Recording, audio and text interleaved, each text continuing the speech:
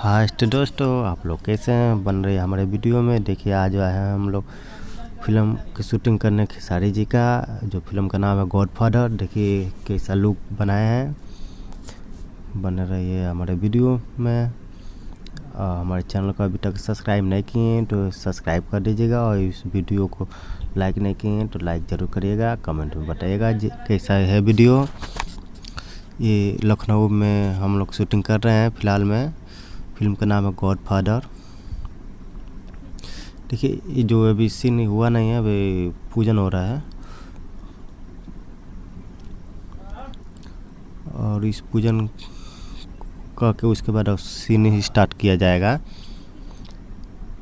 देखिए जो इनका लुक बनाया गया है, इसी ये लुक का अभी सीन हुआ नहीं है, लेकिन इस सीन का लुक एक तस्वीर सोशल मीडिया पर छोड़ दिया गया। वो बहुत काफ़ी तेज़ी से वायरल हो रहा है।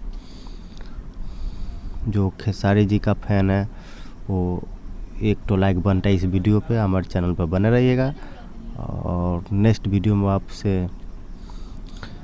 आपको दिखाएंगे इससे अच्छा सा वीडियो। और भी बने रहिए, हर एक अपडेट वीडियो आपके पास मैं पहुँचाऊँगा।